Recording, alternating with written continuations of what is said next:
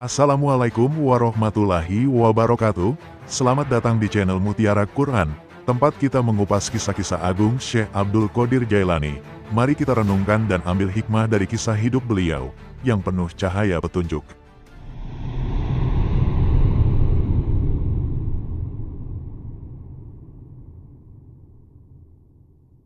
Mankobah ke-24. Masyarakat yang menderita penyakit taun atau kolera, sembuh dengan rumput dan air madrasah Syekh Abdul Qadir. Para ulama meriwayatkan, pernah terjadi pada zaman Syekh Abdul Qadir telah berjangkit wabah penyakit taun atau kolera sehingga ratusan ribu orang yang meninggal dunia. Berduyun-duyun masyarakat datang minta pertolongan kepada Syekh, lalu beliau mengumumkan pada masyarakat, "Barang siapa makan rerumputan yang tumbuh di sekitar madrasahku, Allah akan menyembuhkan penyakit yang diderita masyarakat. Karena terlalu banyak yang sakit dan rerumputan sebagai obat penangkal tidak cukup malah sudah habis." Lalu Syekh mengumumkan lagi, "Barang siapa yang minum air madrasahku akan segera disembuhkan Allah Subhanahu wa Ta'ala." Mendengar pengumuman itu, para penderita penyakit, mereka beramai-ramai minum air yang ada di sekitar madrasah Syekh. Seketika itu juga mereka menjadi sembuh kembali, sehat walafiat. Penyakit taun yang mengganas segera lenyap. Mankobah ke-25. Tulang belulang ayam hidup kembali berkat karomah Syekh Abdul Qadir. Diriwayatkan, ada seorang perempuan datang menghadap Syekh Abdul Qadir mengantarkan anaknya untuk berguru pada Syekh, untuk mempelajari ilmu suluk. Syekh memerintahkan agar si anak harus belajar dengan tekun mengikuti cara-cara orang salaf dan ditempatkan di ruang khalwat. Beberapa hari kemudian, si ibu selaku orang tua murid datang menengok anaknya dan dilihat tubuh anaknya itu menjadi kurus, makannya hanya roti kering dan gandum. Si ibu kemudian masuk ke ruang Syekh dan melihat di hadapannya tulang-tulang sisa makanan daging ayam yang sudah bersih. Ibu itu berkata, "Menurut penglihatan saya, Tuan Syekh makan dengan makanan yang serba enak. Sedang anak saya badannya kurus karena makanannya hanya bubur gandum dan roti kering. Untuk hal itu apa maknanya sehingga ada perbedaan?" Mendengar pertanyaan itu, lalu Syekh meletakkan tangannya di atas tulang belulang ayam sambil berkata, "Kumu bi iznillahi ta'ala ala ziyuhil idoma wahiyya romim." Berdirilah dengan izin Allah yang menghidupkan tulang belulang yang sudah hancur.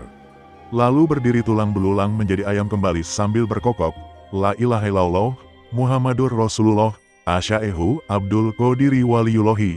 Tidak ada Tuhan selain Allah, Muhammad utusan Allah, Syekh Abdul Qadir kekasih Allah.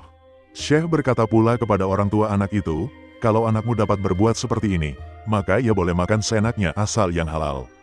Ibu itu merasa malu oleh Syekh dan mohon maaf atas prasangka yang buruk. Dengan penuh keyakinan yang bulat, ibu itu menyerahkan anaknya kepada Syekh untuk dididik. Mankobah ke-26. Anjing penjaga istal Syekh Abdul Qadir membunuh seekor harimau.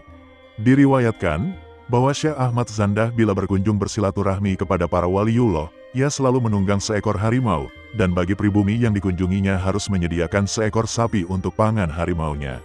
Pada waktu ia berkunjung kepada Syekh Abdul Qadir, dimintanya seekor sapi yang digunakan sebagai penarik timba air setiap harinya, karena kebetulan sapi itulah yang dilihatnya. Sementara harimau sedang mengintai sapi yang menjadi mangsanya, tidak diketahui sebelumnya bahwa di situ ada seekor anjing galak penjaga istal kuda kepunyaan Syekh. Tiba-tiba anjing itu menyerang, menerkam harimau dan menggigitnya sampai mati. Ahmad Zandah terkejut, timbul perasaan malu pada dirinya. Dengan merendahkan diri dan sikap hormat segera ia menghadap Syekh lalu mencium tangan beliau. Mankobah ke-27. Syekh Abdul Qadir membeli 40 ekor kuda untuk cadangan obat orang sakit. Diriwayatkan, ada seseorang yang bertempat tinggal di suatu tempat agak jauh dari kota Baghdad. Terbetik berita yang sampai kepadanya tentang kemasyhuran Syekh Abdul Qadir. Ia bermaksud akan berziarah berkunjung ke rumah Syekh karena terdorong rasa mahabbah. Setiba di kota Baghdad, ia tercengang keheranan melihat bangunan istal kuda kepunyaan Syekh sangat megah dan bagus. Papan lantai istalnya dibuat dari emas dan perak, pelananya dibuat dari sutera yang indah warnanya. Kudanya 40 ekor semuanya bagus dan mulus sehingga kebagusannya tidak ada tandingannya. Terlintas dalam hatinya prasangka yang kurang baik, bisikan hatinya berbicara. Konon dikatakan orang, ia seorang wali, tetapi mengapa kenyataannya justru berbeda? Dia seorang pecinta dunia, di mana ada seorang wali yang cenderung mencintai dunia. Sikap perilaku semacam begini tidak pantas diberikan gelar waliullah. Semula ia ingin bertemu dengan Syekh, seketika itu juga dibatalkan niatnya, lalu ia bertamu kepada seseorang di kota itu. Selang beberapa hari kemudian ia jatuh sakit, dan penyakitnya sangat parah, tidak ada seorang dokter pun di kota itu yang mampu mengobati penyakitnya. Kebetulan ada seorang ulama ahli hikmah, ia memberi petunjuk, menurut diagnosa.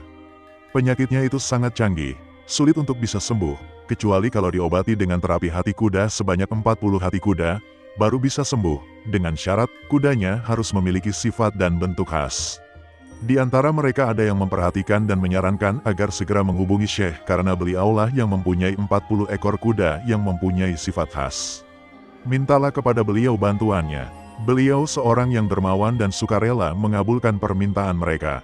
Syekh ikhlas menolong. Setiap hari disembelih seekor kuda untuk diambil hatinya selama 40 hari sehingga kuda yang dimiliki Syekh habis semuanya. Dengan pengobatan 40 hati kuda, sembuhlah orang itu. Ia sembuh seperti sedia kala. Dengan rasa syukur tiada terhingga diiringi rasa malu, ia datang menghadap Syekh mohon ampunannya. Syekh berkata, untuk diketahui olehmu, bahwa sejumlah ekor kuda yang kubeli itu sebenarnya cadangan dan bagian untukmu, karena aku tahu bahwa kamu akan mendapat musibah. Namun waktu itu kamu berprasangka buruk dan kamu tidak tahu hal yang sebenarnya, sehingga kamu bertamu kepada orang lain. Menderita penyakit parah yang tidak ada obatnya kecuali harus dengan 40 hati kuda. Aku tahu maksudmu, semula kamu datang berziarah kepadaku semata-mata didorong rasa cinta kepadaku. Setelah mendengar penjelasan itu, ia merasa bersalah dan segera bertobat, lalu Syekh meluruskan dan memantapkan keyakinannya. Manqobah ke-28, Jin dan Setan di bawah kekuasaan Syekh Abdul Qadir. Diriwayatkan, pada waktu Nabi Sulaiman alaihi salam memusatkan perhatian pada renungannya, terlintas dalam hati beliau kekhawatiran terhadap umat nanti di akhir zaman. Kekhawatiran dari gangguan dan kenakalan jin dan setan yang demikian jahatnya dengan perbuatan yang tidak sopan. Tiba-tiba terdengar suara dari alam gaib. Sabda Allah, kamu jangan merasa khawatir, sebab nanti akan lahir Nabi penghabisan yaitu Nabi Muhammad SAW. Di antara salah seorang anak cucunya, ada yang bernama Abdul Qadir, ia akan diberi kekuasaan menguasai jin dan setan, dan tidak ada jin dan setan yang tidak tunduk kepadanya. Sekian dan terima kasih. Mutiara Quran undur diri. Wassalamualaikum warahmatullahi wabarakatuh.